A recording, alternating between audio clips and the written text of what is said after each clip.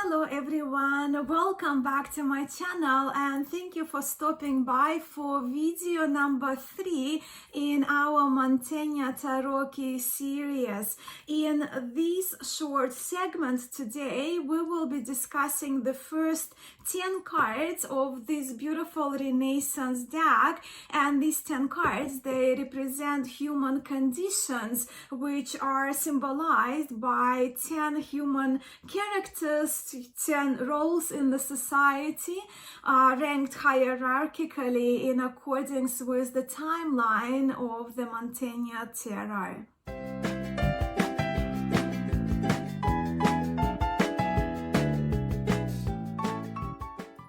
So yeah, this is already the third video in the series, with the previous 2 videos linked for you in the description of this video below. And now also I have a playlist on my channel called Mantegna Tarot. But if you haven't seen the first 2 videos, in the first one we kind of did a brief introduction to the Mantegna Tarot. We looked at this particular version by Rinascimento Italian style art. We looked briefly at the history and the structure of the Mantegna Tarot, and in the second video, I shared with you a number of cards from a variety of decks which carry similarities with some of the cards of this historic tarot. But back to today's topic, not to repeat myself every time. So the cards in the Mantegna Tarot, they are arranged in a particular order, in that ascending order, from the lowest, most earthy, if you will, to the highest and most spiritual, right? From card number 1 to card number 50, where today we will be only having a look at the first group of the 10 cards. And of course, when we talk about the hierarchy, these cards are arranged to, and in our case today, looking from card number 1, the Poor, to card number 10, the Pope, I need to mention that we are faced here with the hierarchy that existed during the Renaissance Italy, when these cards were in production and in circulation. I don't think I mentioned in my previous 2 videos, and not to take up much of your time, still I wanted to point out today briefly that the Mantegna Tarot is commonly classified by 2 types which were originally in print. And those 2 types of Mantegna Tarot are referred to as Series E and Series S. This deck, as you can see, belongs to Series E, with numerous copies having been preserved around the world in museums around the world, where, from my understanding, there are only 2 Series S copies available. And when we look at Series S and Series E, right, so the first group of 10 cards, you will see which series the deck belongs to, right, E or S. And in this case, it's E, and the other groups of 10 cards, they will be kind of ascending from 1 to 50, but descending in terms of the alphabetical order, will be from E to down to back to A. So this version, this beautiful version of the Mantegna Tarot, reprinted by Giordano Berti of Rinascimento Italian style art, which, as you know, I'm featuring as the main deck in this series on Mantegna Tarot. So this tarot is based on the complete set of engravings by German artist and engraver Johann LadenSpelder, hence the name of this deck, dating 1540. And it carries the name Mantegna LadenSpelder Tarot. Now, there are a few various reproductions of Mantegna Tarot available, so if you're interested and if you're not aware of them, please let me know in the comments below if you would like me to mention and to list them for you in my next video. Okay, back to the topic of this video, where we're returning back to our 10 cards of the human conditions which used to define the societal hierarchy and social functions which we see depicted in the first 10 cards of Mantegna Tarot. So, as I mentioned just now, this group is called E group because this deck belongs to E series of Mantegna Tarot. And the first card is Misero, which is translated often as impoverished or poor in this particular deck, or beggar. So in this card we see an older person who is poor, right, who is impoverished. However, while the person wrapped in rather ragged clothing, right, he is not a jester as we see in a Tarot de Marseille. No, he is a joker, but rather an older and wiser man. I did feature this card again in my previous video where we looked at similarities between some of the cards from Mantegna Tarot with the what we know as classic tarot, right? So we have the dogs here as well. And the second card is Fameo, and Fameo is the servant or the server.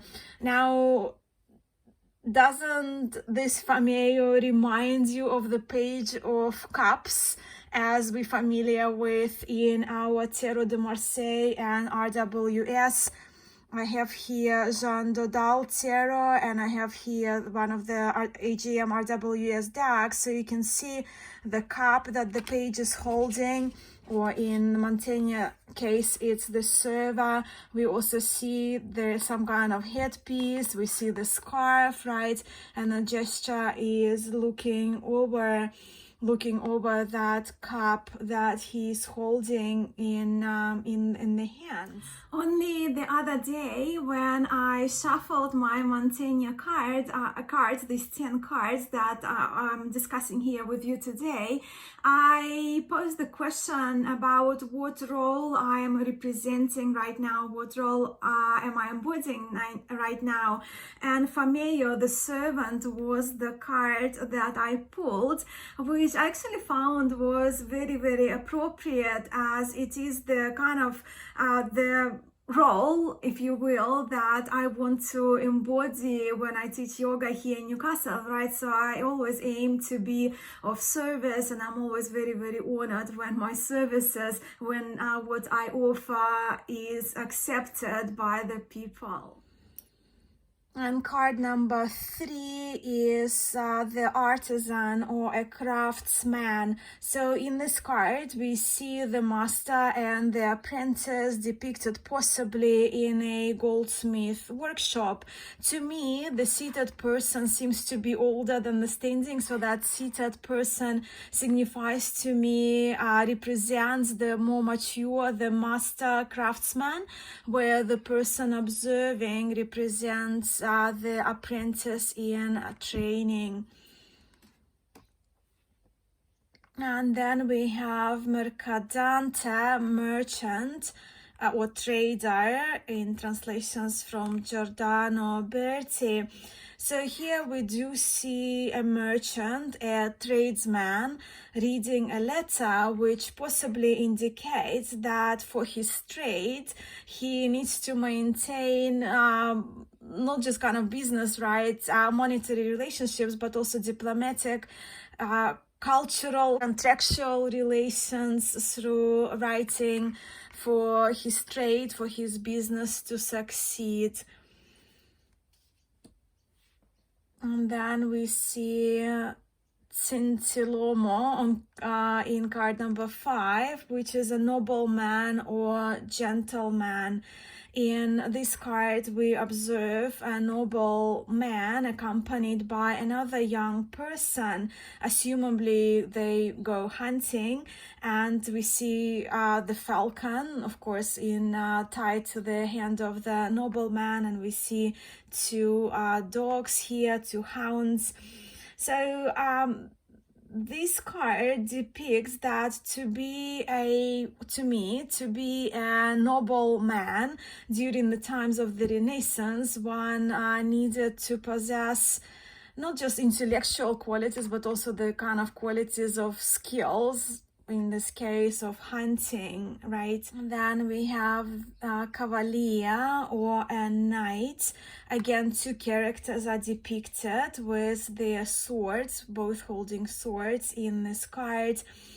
This knight doesn't have the horse that we see in our classic tarot, right? Knights on horses or cavaliers on horses. But we can assume his nobility, because also we see that kind of page attending to him as well, and in hierarchy he stands higher than the merchant and then the artisan, right? So as we're moving up in the hierarchy in Mantegna Tarot. Moving on to card 7, which is represented by Doge or Doge or Duke or Leader, Magistrate, Governor.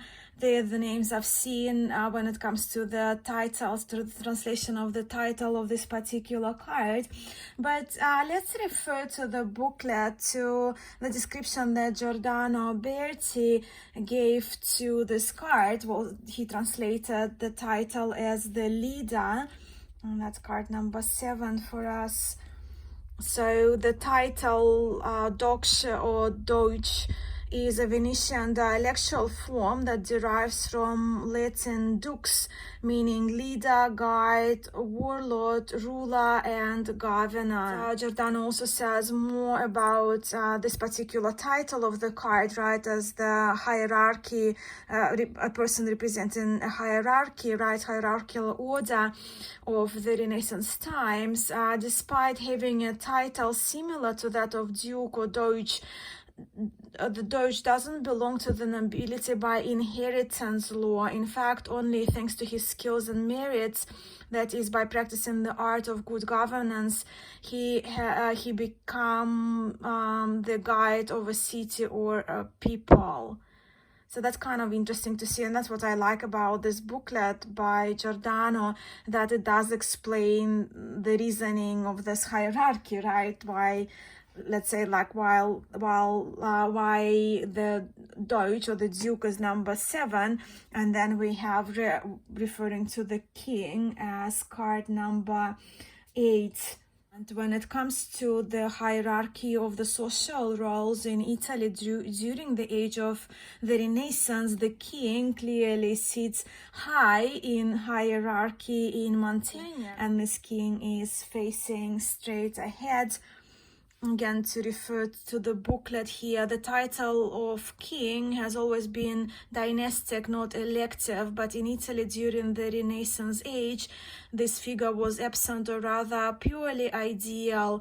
The sovereign of this tarot is therefore ideal. He represents the intermediary between the people and imperial power, which in turn was considered anointed by God. So that's interesting, right? And then we have the Emperor. And in the previous video, of course, I showcased a number of Emperor cards from my favorite, my most appreciated tarot decks. So we do see here the Emperor with that familiar eagle, his legs crossed. We have the orb here as well. And as we see in Tarot de Marseille, he's also holding onto his belt. So he is number 9 in Mantegna Tarot, so the Emperor is superior to the Duke and the King, and also the curtain behind him may be seen as the representation of his monarchical privilege. And the highest card when it comes to the social hierarchy of human conditions is Papa, or the Pope. So the Pope was seen as the highest in the societal hierarchy of the Renaissance Italy. And in Giordano Berti's words, the Pope symbolizes the superiority of the spiritual dimension over the material world. And here we have the brief overview of the first 10 cards of the Mantegna Tarot key. This deck has become very special to me, hence I started this mini series on my channel, and I would love to hear your feedback on the format of this series, of the video that I'm creating for us, talking about the Mantegna Tarot. While I'm still only learning, I do have a little more to say about these cards, and while I do, I also want to make those videos a little bit more structured and a little bit more concise. So I hope that you are enjoying our journey through the Mantegna Tarot kit together. Okay, so yes, if you already own the Mantegna Tarot, please play along and do share if you pose the question something in line of what role I'm representing right now in the society, what role I am embodying, what card would come up for you, and how would you interpret that particular card, whether you relate to where you are at. So I would really love to know. In the next episode of the Mantegna Tarot, we will be having a look at the second group of 10 cards represented by the Muses and Apollo. And those cards that we will be having a look at are my most inspirational to me, and possibly even most beautiful cards when it comes to Renaissance art represented in Mantegna Tarot key, well, possibly inspiring bright muses.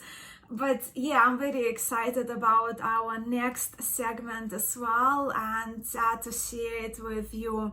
I look forward to connecting with you then. Thank you so much for being here and for watching this video. Sending much love and light to you. Namaste.